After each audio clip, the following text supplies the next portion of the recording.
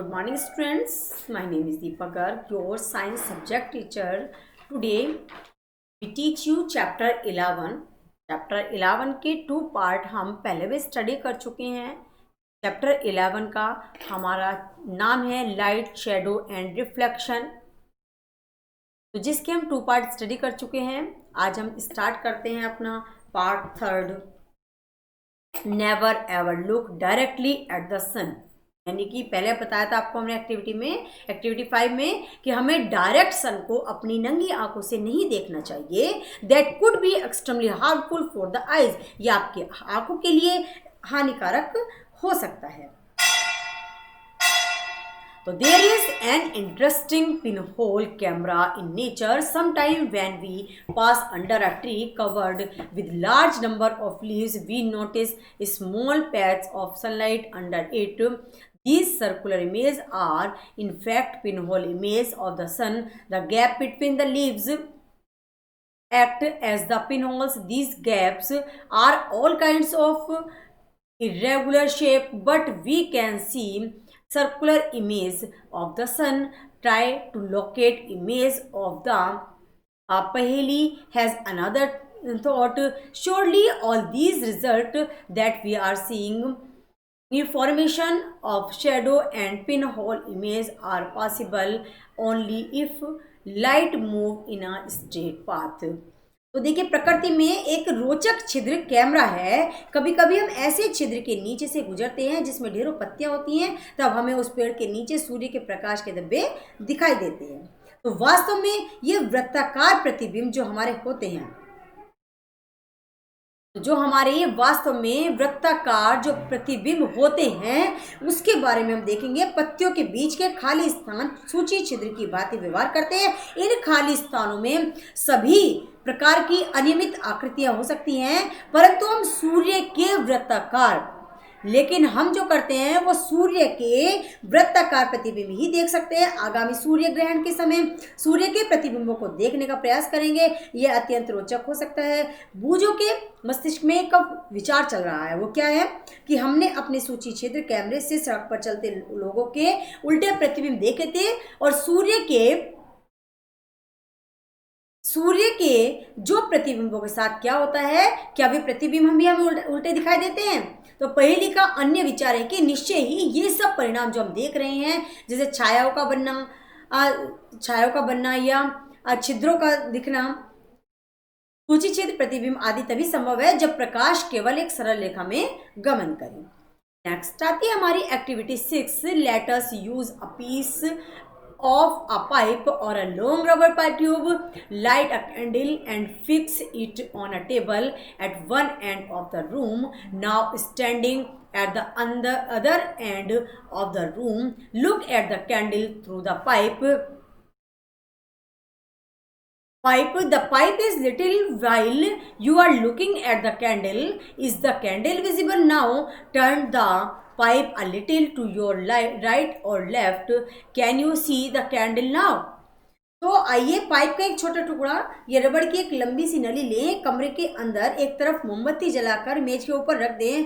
अब कमरे में दूसरी तरफ खड़े होकर पाइप से मोमबत्ती को देखें. क्या मोमबत्ती आपको दिखाई देती है? जब आप मोमबत्ती को देख रहे हो तब पाइप को थोड़ा सा मोड़िए. क्या आप मोमबत्ती दिखाई देती है? पाइप को अपने दाईं या बाईं ओर घुमाइए. क्या आप अब मोमबत्ती को देख सकते हैं? आप इसे क्या निष्कर्ष निकालते हैं? यह दर्शाता है कि प्रकाश एक सरल रेखा में गमन करता है. क्या ऐसा नहीं है? इस कारण जब कोई अपारदर्शी वस्तु इसे रोकती है या वस्तु की छाया बन जाती है.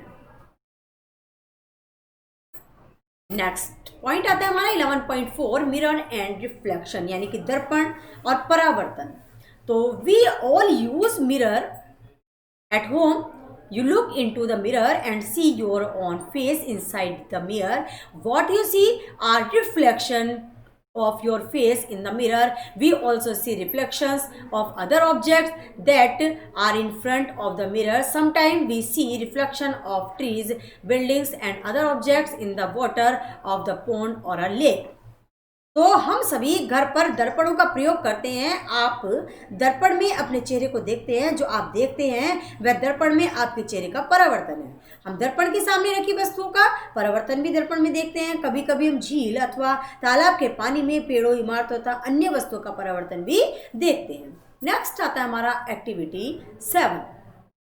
This activity should be done at night or in a dark room. Ask one of your friends to hold a mirror in his her hand at one corner of the room.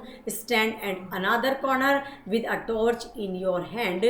Cover the glasses of torch with your fingers and switch it on. Adjust your fingers with a small gap between them so that you can get a beam of light to direct the beam of the torch light onto the mirror that your friend is holding.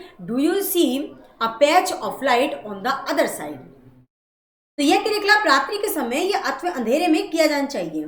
आपने किसी मित्र के, अपने किसी friend से कह सकते हैं कि वह एक हाथ में दर्पण लेकर कमरे के कोने में खड़ा हो जाए और एक हाथ में टॉर्च लेकर आप कमरे के दूसरे कोने में खड़े हो जाएं। टॉर्च के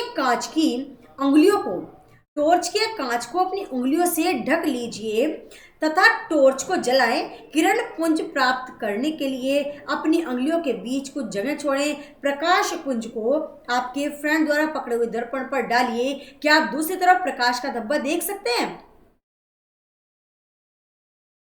This activity suggested the mirror change the direction of light that falls on it. Here is an activity that shows light traveling along straight lines and getting reflected from the mirror. तो देखेंगे क्या यह क्रियाकलाप सुझाता है कि दर्पण अपने ऊपर पड़ने वाले प्रकाश की दिशा को बदल देता है। यहाँ वर्णन किया गया क्रियाकलाप दर्शाता है कि प्रकाश सरल रेखा के अनुदिश गमन करता हुआ दर्पण से परावर्तित हो जाता है। Activity 8। Fix a comb on one side of the large thermocol sheet and fix a mirror on the other side as shown in figure 11.9. Spread a dark color sheet of paper between the mirror and the comb. Keep this sunlight or send a beam of light from the torch through the comb. What do you observe? Do you get a pattern similar to that shows in figure 11.9? This activity gives us an idea of the manner in which light travels and gets reflected from the mirror.